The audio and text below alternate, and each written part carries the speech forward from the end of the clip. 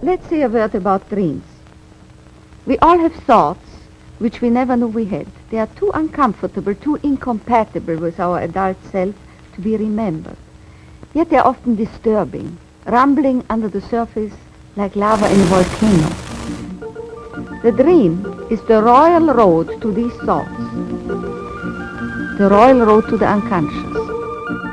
This is the story of how Sigmund Freud's ideas about the unconscious mind were used by those in power in post-war America to try and control the masses. Politicians and planners came to believe that Freud was right to suggest that hidden deep within all human beings were dangerous and irrational desires and fears. They were convinced that it was the unleashing of these instincts that had led to the barbarism of Nazi Germany. To stop it ever happening again, they set out to find ways to control this hidden enemy within the human mind.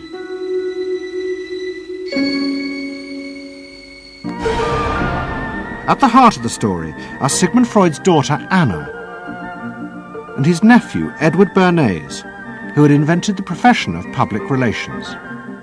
Their ideas were used by the US government, big business and the CIA to develop techniques to manage and control the minds of the American people.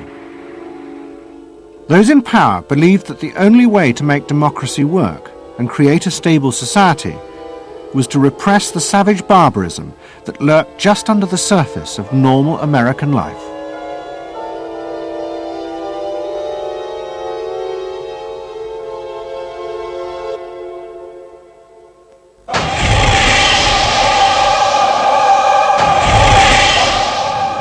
The story begins in the middle of the fierce fighting of the Second World War. As the fighting intensified, the American army was faced by an extraordinary number of mental breakdowns among its troops. 49% of all soldiers evacuated from combat were sent back because they suffered from mental problems. In desperation, the army turned to the new ideas of psychoanalysis. They made a film record of the experiment using hidden cameras. It says here on your record that you had headaches and that you had crying spells. Yes, sir. I believe in your profession is called nostalgia. In other words, homesickness. Yes, sir. Mm-hmm. It was induced when, shortly before the war, I received a picture of my sweetheart. Yes.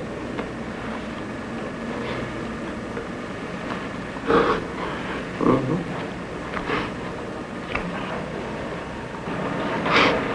I'm sorry, I can't continue. That's all right. It was the first time that anyone had paid such attention to the feelings and anxieties of ordinary people. At the heart of the experiment were a number of refugee psychoanalysts from Central Europe. They worked with American psychiatrists to guide and shape the project. When I first came to America, I worked in the psychiatric service with soldiers trying to rehabilitate them. And I traveled in the train from the East Coast to the West Coast. I was enormously curious what goes on in all of those little towns that the train is passing. After my years in the army, I knew exactly what everybody was doing in the little towns. Because I saw so many people who came from there, and I understood their aspirations, their disappointments, and so forth. So it was as if somebody invited me to a privileged tour into the inner soul of America. I'm not doing this deliberately, so Of course please you are. believe me. I do believe you. A display of emotion is sometimes very helpful. I hope so, sir. Sure, it gets it off your chest. Well, sir, to be perfectly honest with you, I'm very much in love with my sweetheart. She has been the one person that gave me a sense of importance, and that through her cooperation with me, we were able to surmount so many obstacles. Take it easy now, just talk to... The psychoanalysts used techniques developed by Freud to take the men back into their past. They became convinced that the breakdowns were not the direct result of fighting. The stress of combat had merely triggered old childhood memories. These were memories of the men's own violent feelings and desires, which they had repressed because they were too frightening. Think deeply. Let's go back. When was it you... To the psychoanalysts, it was overwhelming proof of Freud's theory that underneath human beings were driven by primitive, irrational forces. You won't die. World War II was a major shattering experience because I discovered the enormous role of the irrational in the lives of most people. That I can say, that I learned that the ratio between the irrational and the rational in America is very much in favor of the irrational. That there is much greater unhappiness, much more suffering, much more. A sadder country than one would imagine it from the advertisements that you get. A much more problematic country. Victory in the Second World War was celebrated as a triumph of democracy. But in private, many policymakers were worried about the implications of the analysis of the soldiers. It seemed to show that underneath every American were irrational, violent drives. What had happened in Germany seemed to bear this out. The complicity of so many ordinary Germans in mass killings during the war showed just how easily these forces could break through and overwhelm democracy.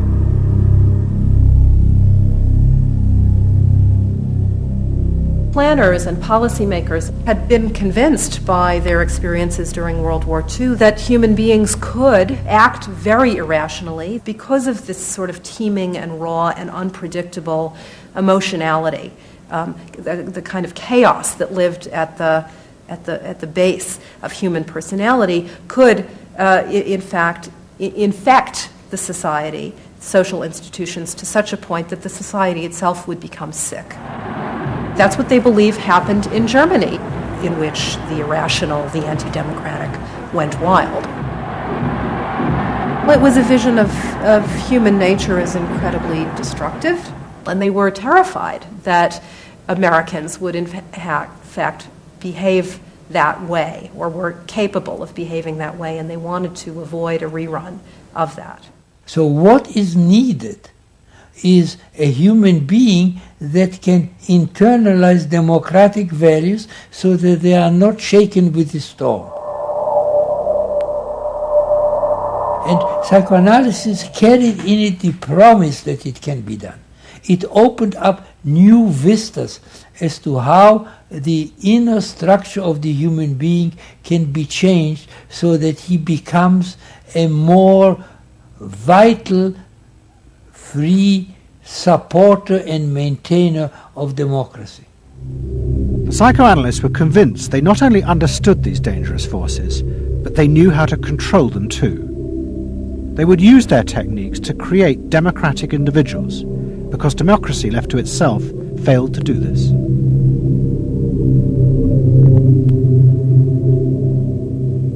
The source of this idea was not only Sigmund Freud, but his youngest daughter, Anna.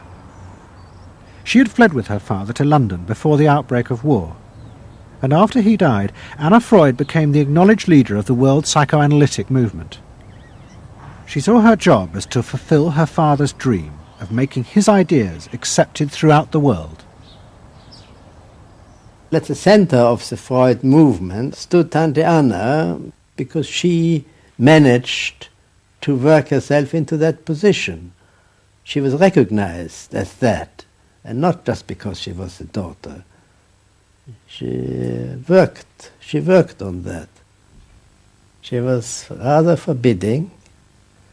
She was not, to me, a warm person, not an aunt you could kiss or put your arms around. Not at all. And her whole life rotated around the spreading of psychoanalysis. Freud himself had seen the role of psychoanalysis as allowing people to understand their unconscious drives. But Anna Freud believed it was possible to teach individuals how to control these inner forces. She had come to believe this through analysing children, above all the children of her close friend, Dorothy Burlingham. Dorothy Burlingham was an American millionairess who in the 1920s fled a failed marriage and brought her children to Anna Freud in Vienna.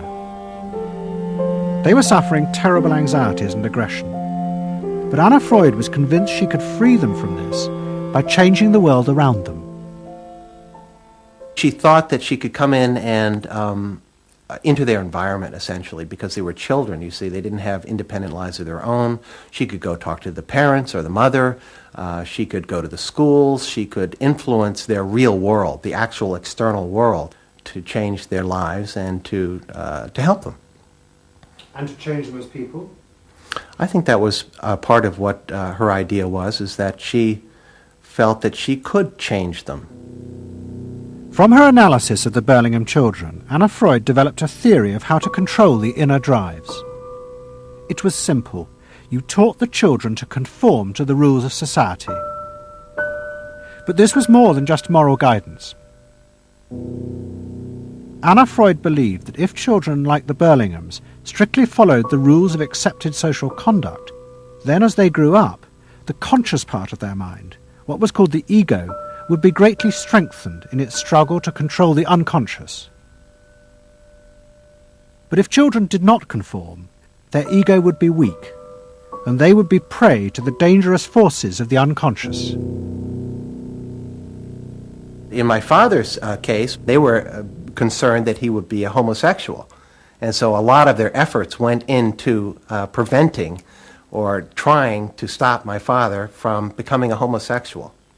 Whether or not he would have or did, or it's unknown to me. Why did they want to stop him? Because they felt it was abnormal. It wasn't a normal way to develop. They wanted to have him develop along lines that society recognized to be normal. Because if they didn't, then you're going to be under the control of forces that you don't understand, that you're not even aware of. The analysis seemed to be a great success. And in the 30s, the Burlingham children had returned to America. They settled down to happy married lives in the suburbs. What they didn't realize was that their experience was about to become a template for a giant social experiment to control the inner mental life of the American population. In 1946, President Truman signed the National Mental Health Act. It had been born directly out of the wartime discoveries by psychoanalysts that millions of Americans who had been drafted suffered hidden anxieties and fears. The aim of the act was to deal with this invisible threat to society. Shocked by the appalling percentage of the emotionally unstable revealed by the World War II draft figures, Congress in 1946 passed the National Mental Health Act, which recognized for the first time that mental illness was a national problem. Keenly aware of the tremendous problems ahead is Dr. Robert H. Felix, director of the vast new project. A primary objective of the National Mental Health Program is to increase our fund of scientific knowledge about mental health and about mental illness. We're not doing this. Why? Because there are all too few skilled mental health workers. Two of the principal architects of the Act were the Menninger brothers, Carl and Will. Will had run the wartime psychotherapy experiments, and now he and his brother began to train hundreds of new psychiatrists.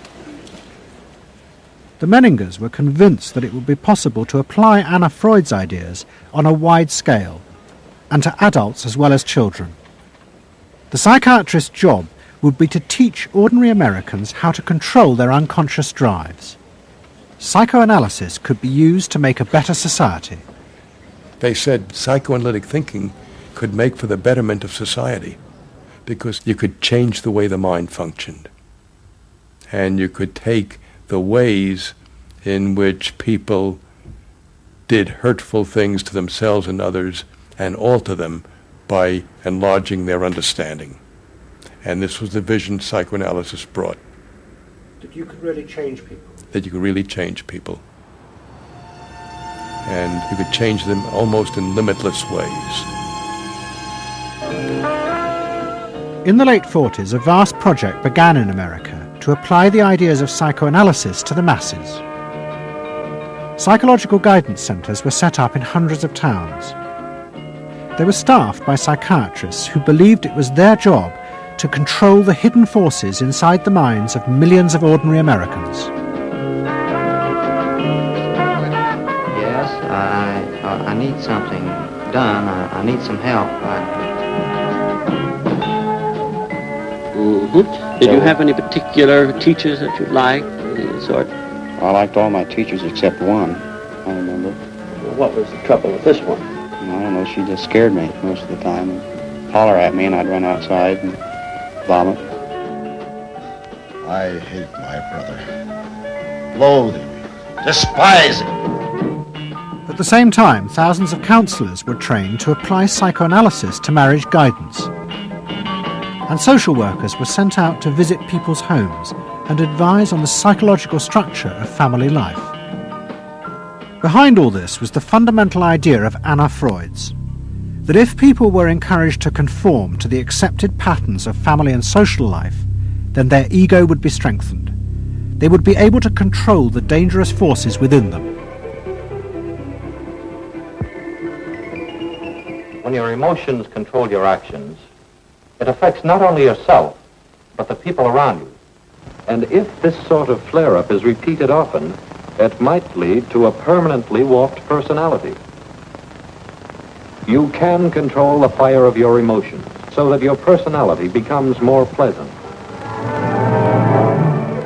So we expect that someone who's been through that experience to be much more insightful, much more understanding, and a much better regulated person. And what happens to the dog? And regulation includes being able to let go, as it were, to enjoy a football game or a soccer game.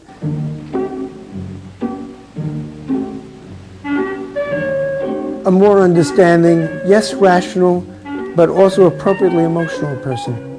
The regulatory aspects of the human mind would really be in charge.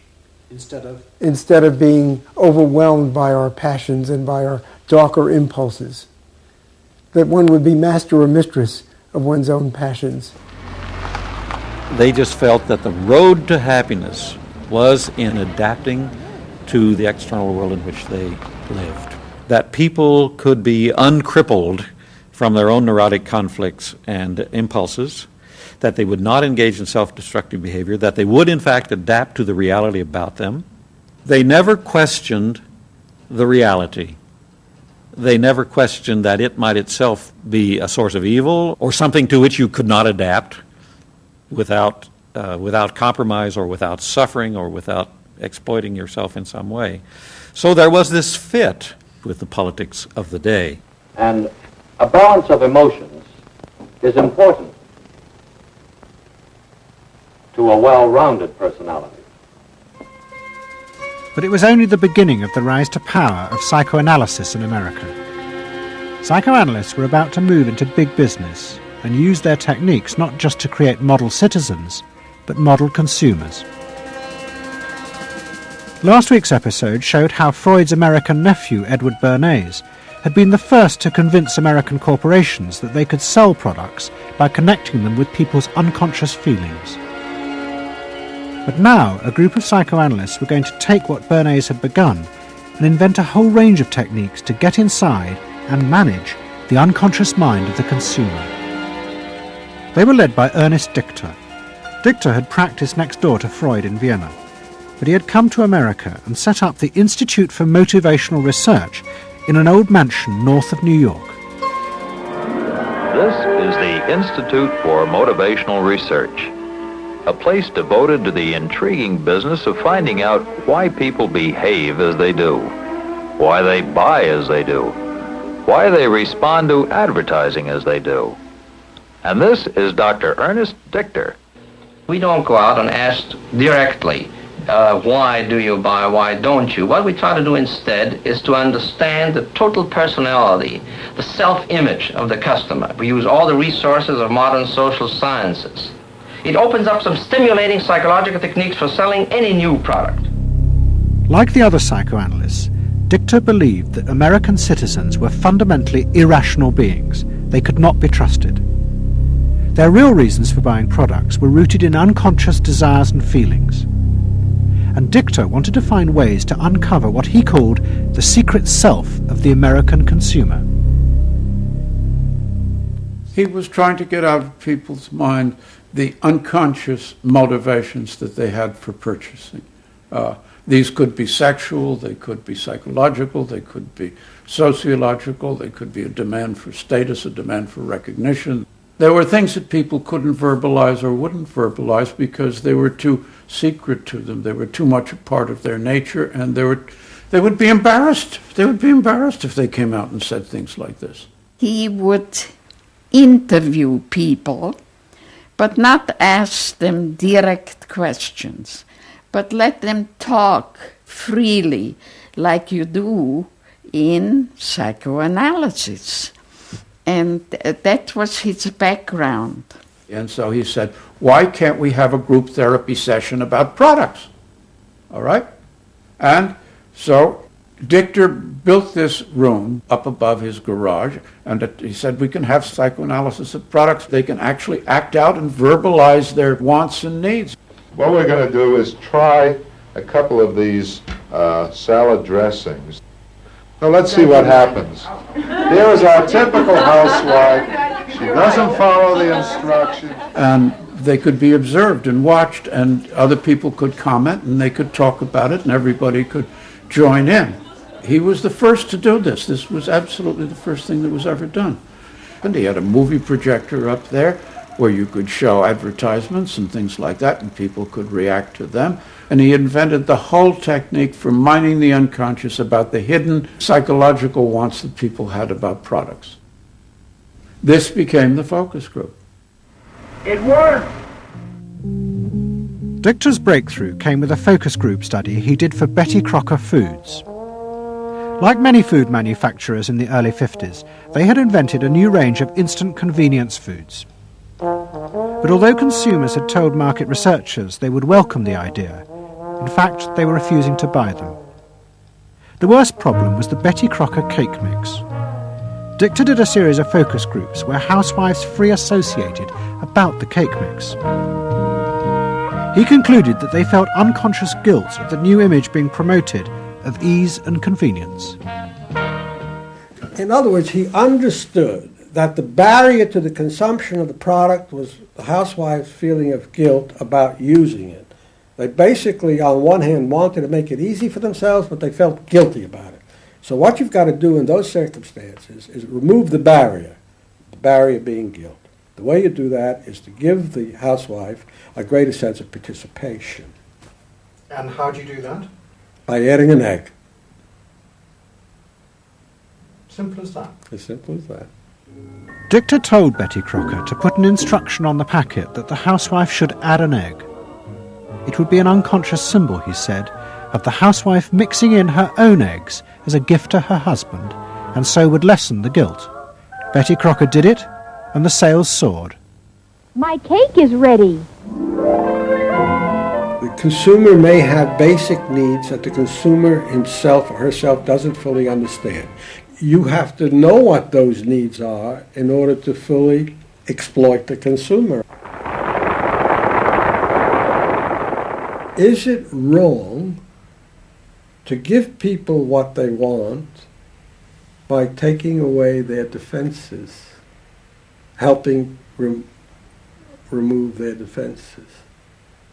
It seems so much longer than last year. It is. Nearly 4 inches longer in some models. Oh! Dichter's success led to a rush by corporations and advertising agencies to employ psychoanalysts. They became known as the Depth Boys, and they promised to show companies how to make millions by connecting their products with people's hidden desires. Dichter himself became a millionaire, famous for inventing slogans like "a tiger in your tank." Even the marketing of the Barbie doll came from a children's focus group. And so it goes. But Dichter was convinced that this was far more than just selling. Like Anna Freud, he believed that the environment could be used to strengthen the human personality. And products had the power both to sate inner desires and give people a feeling of common identity with those around them. It was a strategy for creating a stable society. Dichter called it the strategy of desire. To understand a stable citizen, You have to know that modern man quite often tries to work off his frustrations by spending on self-gratification. Modern man is eternally ready to fill out his self-image by purchasing products which complement it. If you identify yourself with a product, it can have a therapeutic value. It improves your self-image, and you become a more secure person, and you have suddenly this confidence of going out in the world and doing what you want successfully. Bernays believed that that would then improve the whole of our society and become the best society on this planet.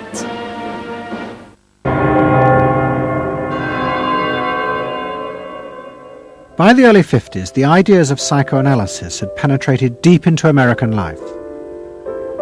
The psychoanalysts themselves became rich and powerful. Many had consulting rooms overlooking Central Park in New York. Politicians and famous writers like Arthur Miller and Tennessee Williams became their patients. They were seeking not just help, but to understand the hidden roots of human behavior. We were sought after. Washington was interested in what we think. You know, the important writers, important politicians were undergoing psychoanalysis.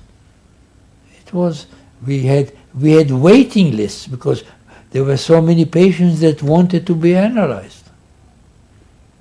So it gave us a little bit of a swellhead.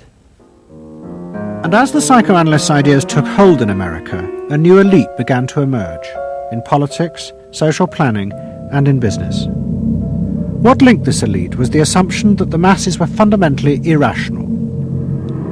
To make a free market democracy like America work, one had to use psychological techniques to control mass irrationality.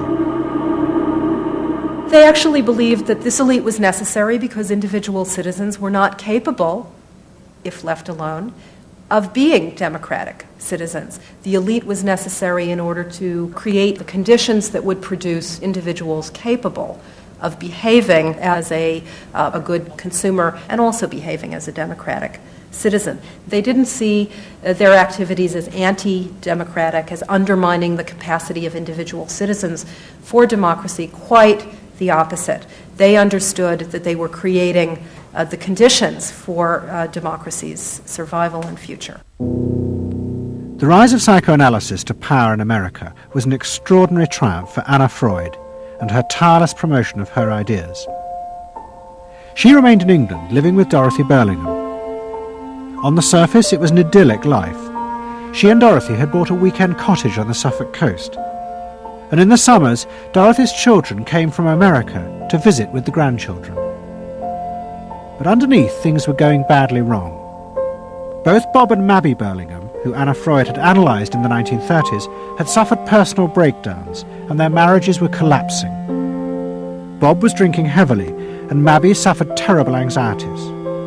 The real reasons for the visits to England were yet more analysis with Anna Freud. Well, the problem was that it didn't look very good, did it? Because here you have somebody who's having nervous breakdowns and is having alcoholic binges. And this is not exactly, doesn't really sit well. Well, you know, from a humane standpoint, obviously this is not desirable. You know, you want to help these people. But it also had the wider ramifications of everybody in analysis, in analytic circles, knew that Bob and Mabby were guinea pigs. They were the living proof that this was a wonderful process. It was very much swept under the rug. It didn't get out. I mean, these people had such, their power and influence was such that, you know, you were very careful. Anna Freud was a very powerful person, and you were the grandchildren, and she knew a great deal more than you did about what went on in your parents' lives and so forth. It was not something you were going to tangle with, and you were a product of the whole situation. But at the same time, we all knew that something was really out of whack. As she grew older, she became more and more important, didn't she? Politically and scientifically, but she didn't know when to stop. She was a bit too righteous.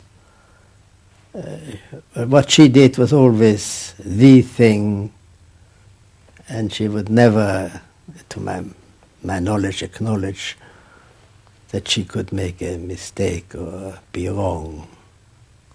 That is my feeling. But the power and influence of the Freud family in America was about to grow even more. Politicians were about to turn to Anna Freud's cousin, Edward Bernays, for help in a time of crisis.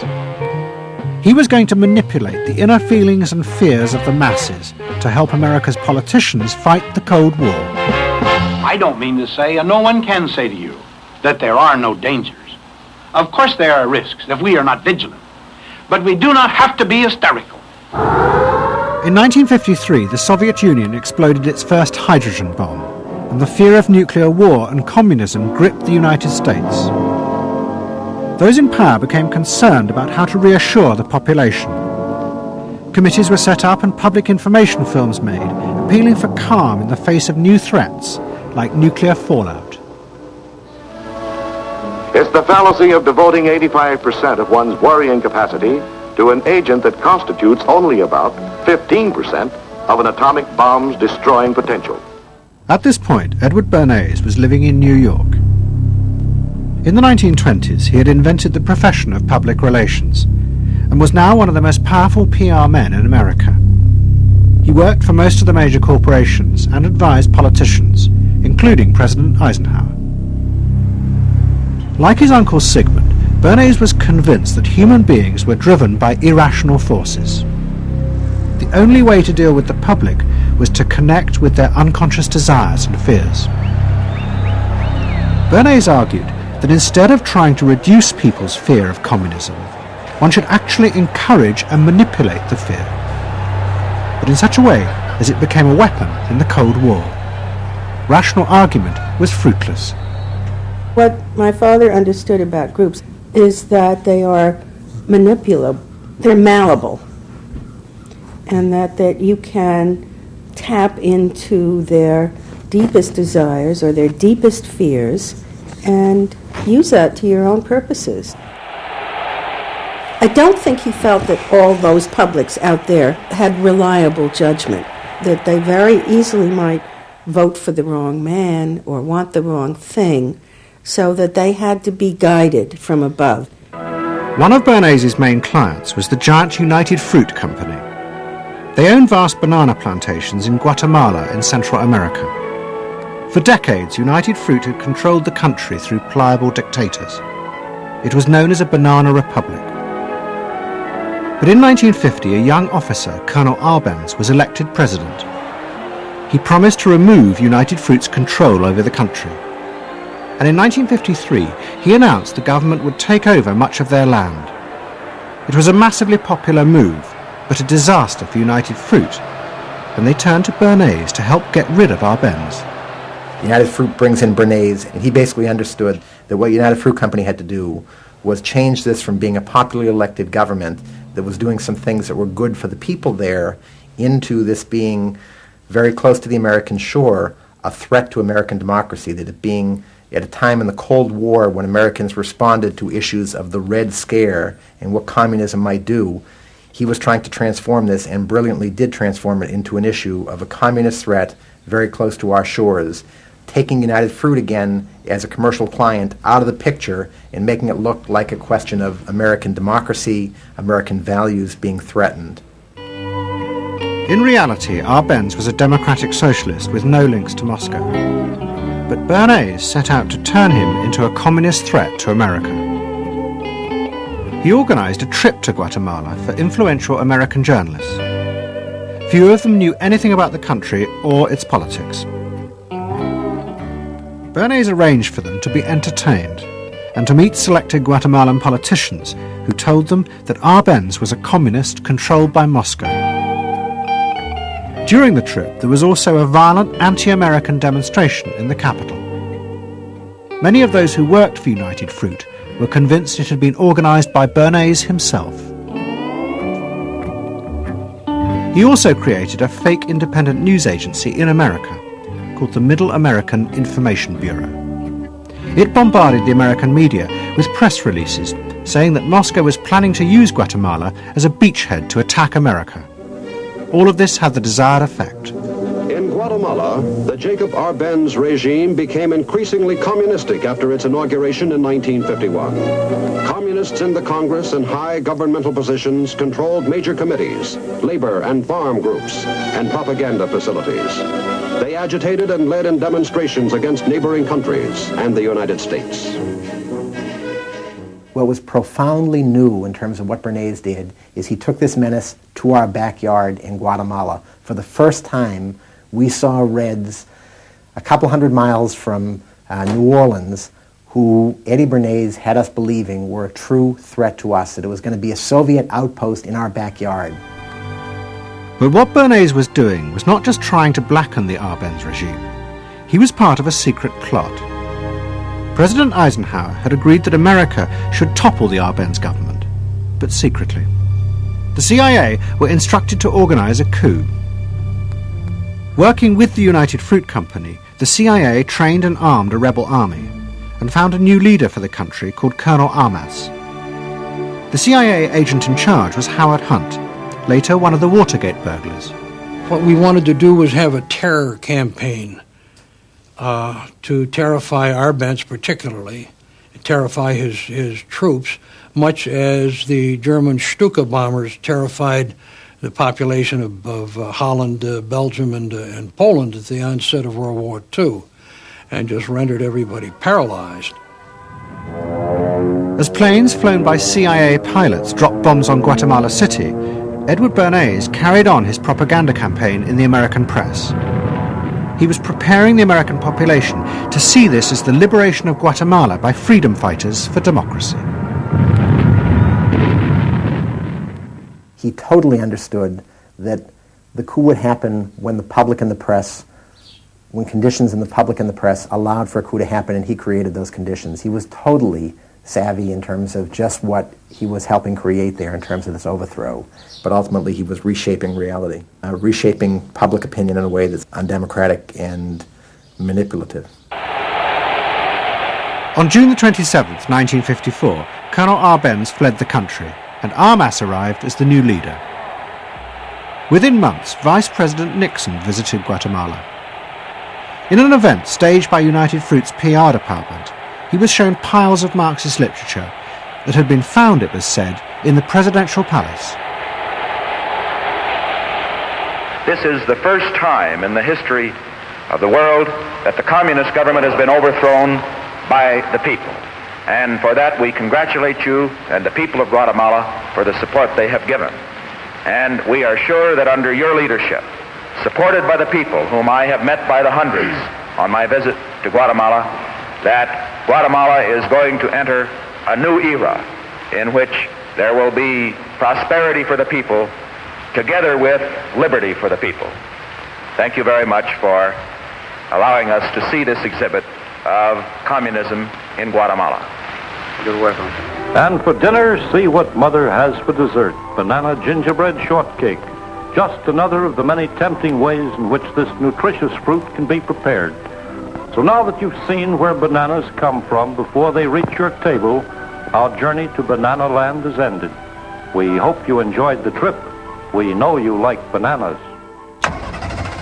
Bernays had manipulated the American people, but he had done so because he, like many others at the time, believed that the interests of business and the interests of America were indivisible, especially when faced with the threat of communism. But Bernays was convinced that to explain this rationally to the American people was impossible, because they were not rational. Instead, one had to touch on their inner fears and manipulate them in the interests of a higher truth. He called it the engineering of consent. He was doing it for the American way of life, and to which he was devoted, sincerely devoted. And yet he felt the people were really pretty stupid. And that's the paradox. If you don't leave it up to the people themselves, but force them to choose what you want them to choose, however subtly, then it's not democracy anymore. It's something else. It's being told what to do. It's that old authoritarian thing. But the idea that it was necessary to manipulate the inner feelings of the American population in the interests of fighting the Cold War now began to take root in Washington. Above all, in the CIA, who were going to take it much further. They were concerned that the Soviets were experimenting with psychological methods to actually alter the memories and feelings of people, the aim being to produce more controllable citizens. It was known as brainwashing. Psychologists in the CIA were convinced that this really might be possible, and that they should try to do it themselves. The image of the human being that was being built up at that particular time was that there was a great deal of vulnerability in every human being, and that vulnerability could be manipulated to program somebody to be something that I wanted them to be, and they didn't want to be. That you could manipulate people in such a way that they could be automatons, if you will, for whatever your own purposes were. This was the image that people thought was possible. In the late 50s, the CIA poured millions of dollars into the psychology departments of universities across America. They were secretly funding experiments on how to alter and control the inner drives of human beings. The most notorious of these experiments was run by the head of the American Psychiatric Association, Dr. Ewen Cameron. Like many psychiatrists at that time, Cameron was convinced that inside human beings were dangerous forces which threatened society. But he believed that it was possible not just to control these forces, but actually remove them.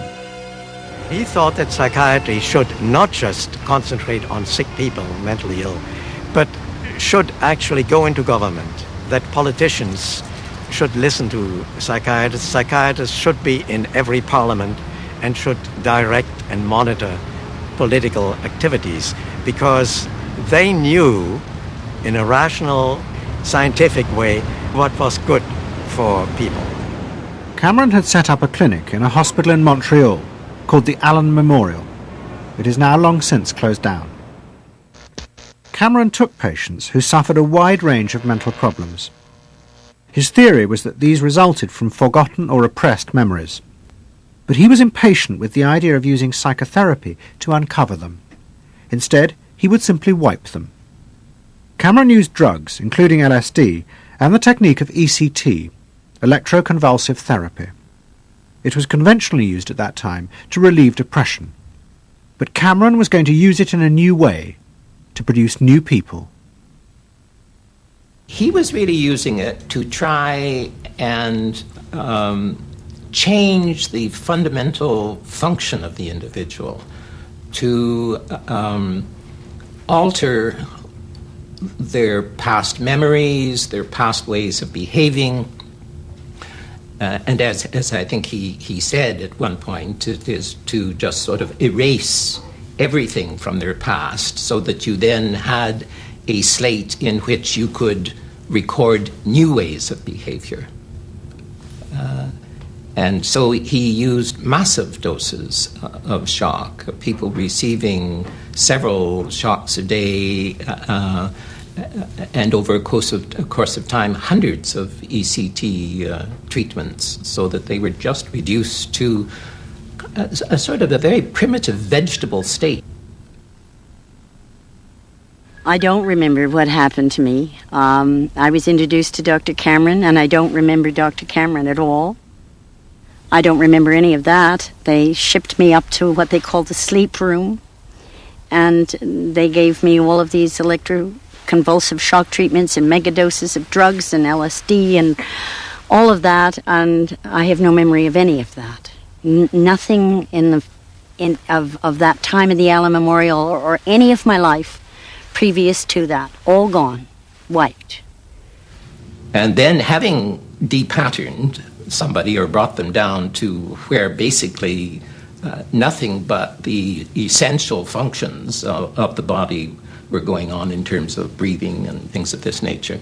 Then he would begin to feed material into these individuals, positive material, such that the brain would be programmed in a positive way, so that the individual would be completely altered. Then he put these tapes under our pillows called psychic driving.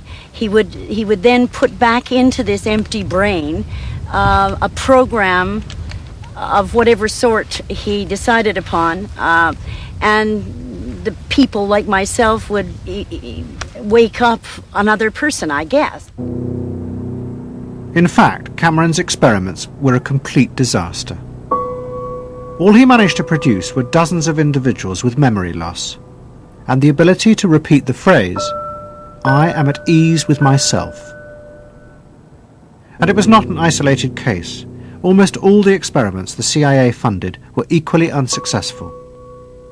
Despite their ambitions, American psychologists were beginning to find out how difficult it was to understand and control the inner workings of the human mind.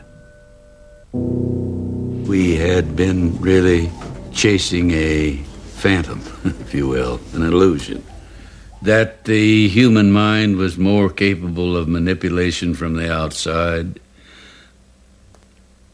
by outside factors than it is. We found out that the human being is an extremely complex thing. There were no simple solutions. But you've just got to bear in mind that these were very strange times. The psychoanalysts had come to power in America because of their theory that they knew how to control the dangerous forces inside human beings. But now the psychoanalysts were about to face a high-profile failure that would lead people to begin questioning the very basis of their ideas. It began in Hollywood. The film industry had become fascinated by psychoanalysis, and Anna Freud was a powerful influence on dozens of analysts in Los Angeles. They treated film stars, directors, and studio bosses. Anna Freud's closest friend was the most sought after of all, Ralph Greenson. And in 1960, the most famous star in the world turned to Greenson for help. Marilyn Monroe was suffering from despair and had become addicted to alcohol and drugs. Well, when I walked in to dinner, here was Marilyn Monroe. And I'd made a picture with her called All About Eve. This is dinner at Ralph Greenson's? Yes.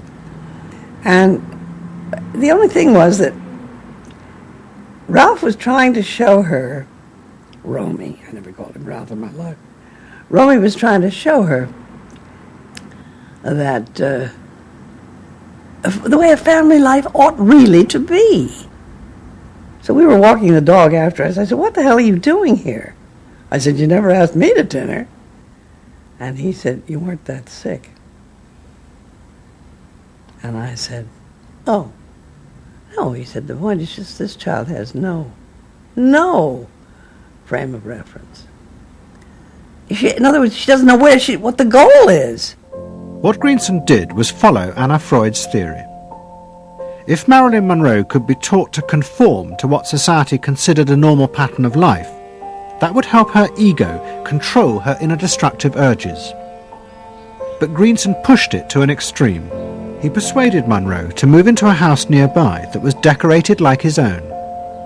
He then took her into his own family life, and he, his wife, and his daughter played at being Monroe's own family. Greenson himself would become the model of conformity. And so this, someone whom she regarded as important and whom she idealized, if he turned out to be a very gratifying father figure, her ego would benefit from that. That was the theory. His wife and children, everyone was involved in it. They were strengthening the person. They were strengthening the mind. They were strengthening the agent that controls inner life against adversity, against insufficiency, against too much frustration. So that Marilyn Monroe would no longer be a helpless person looking for love. She'd have enough love. But despite all his efforts, Greenson was unable to help Marilyn Monroe. On August the 5th, 1962, she committed suicide in her house. The suicide shocked many in the analytic community, including Anna Freud. And high-profile figures in American life, who had previously been enthusiasts for psychoanalysis, now began to question why psychoanalysis had become so powerful in America. Was it really because it benefited individuals? Or had it in fact become a form of constraint in the interests of social order? The critics included Monroe's ex-husband, Arthur Miller. My argument with so much psychoanalysis is the preconception that suffering is a mistake, or a sign of weakness, or a sign even of illness, when in fact, possibly the greatest truths we know have come out of people's suffering.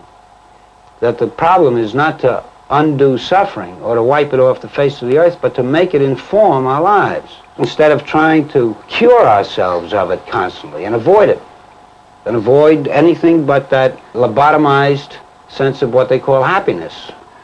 There's too much of an attempt, it seems to me, to think in terms of controlling man rather than freeing him, of defining him rather than letting him go.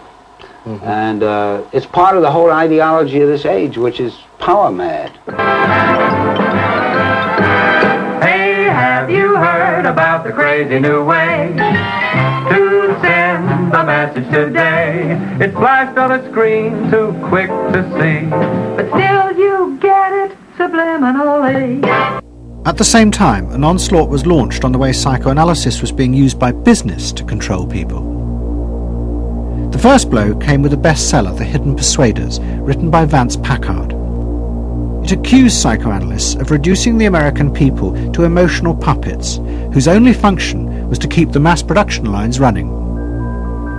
They did this by manipulating people's unconscious desires to create longings for ever new brands and models. They had turned the population into unwitting participants in the system of planned obsolescence. The second blow came from an influential philosopher and social critic, Herbert Marcuse. He had been trained in psychoanalysis. This is a childish application of psychoanalysis, which does not take at all into consideration the very real political systematic waste of resources, of technology, and of the productive process. For example, planned obsolescence. For example, the production of innumerable brands and gadgets who are, in the last analysis, all the same. The production of innumerable different marks of automobiles. And this prosperity at the same time, consciously or unconsciously, leads to a kind of schizophrenic existence. I believe that in this society an incredible quantum of aggressiveness and destructiveness is accumulated precisely because of the empty prosperity, which then simply erupts.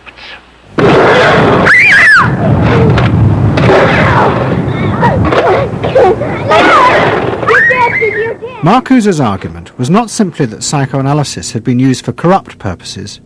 It was more fundamental. Marcuse said that the very idea that you needed to control people was wrong. Human beings did have inner emotional drives, but they were not inherently violent or evil. It was society that made these drives dangerous by repressing and distorting them. Anna Freud and her followers had increased that repression by trying to make people conform to society. In so doing, they made people more dangerous, not less. Marcuse challenged that social world, and he said that's a world that should not be adapted to. And in fact, what the individual was adapting to was corrupt and evil and corrupting. In other words, he switched the source of evil from inward conflict to the society itself. That the sickness of society lay at the societal level, not at the sickness of human beings in it. And if people did not challenge that, then they were, in fact, submitting to evil. Modern psychology has a word that is probably used more than any other word in psychology. It is the word maladjusted. It is the ringing cry of modern child psychology, maladjusted. Now, of course, we all want to live the well-adjusted life in order to avoid neurotic and schizophrenic personalities. But as I move toward my conclusion, I would like to say to you today, in a very honest manner, that there are some things in our society and some things in our world for which I'm proud to be maladjusted. And I call upon all men of goodwill to be maladjusted to these things until the good society is realized. I must honestly say to you that I never intend to adjust myself to racial segregation and discrimination. I never intend to adjust myself to religious bigotry. I never intend to adjust myself to economic conditions that will take necessities from the many to give luxuries to the few and leave millions of God's children smothering in an airtight cage of poverty in the midst of an affluent society. The political influence of the Freudian psychoanalysts was over. Instead, they were now accused of having helped to create a repressive form of social control. Anna Freud and Dorothy Burlingham lived on in Sigmund Freud's old house in London. In 1970, Dorothy's son Bob died of alcoholism. And in 1973, his sister Mabby returned for yet more analysis with Anna Freud. She went back for more analysis. She was living at 20 Marisville Gardens in the Freud house, as I guess she did when she wasn't with her husband, and she committed suicide. She took an overdose of sleeping pills. In Freud's own house? In Freud's own house, right.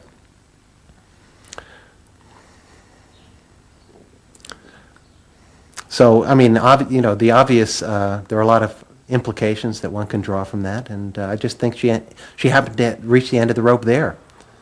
Although it would seem to be a very pointed act. Obviously, suicide is a very politicized act, and to do it in Sigmund Freud's own house is certainly different from doing it in Riverdale back in New York.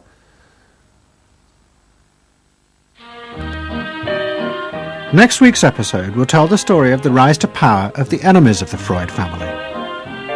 They believed that the way to build a better society was to let the self free. But what they didn't realize was that this idea of liberation would provide business and politics with yet another way to control the self, by feeding its infinite desires. To be lonesome, you know not what it means to be blue. Someday you'll realize and pay for all those lies, then you'll know what it means to be blue.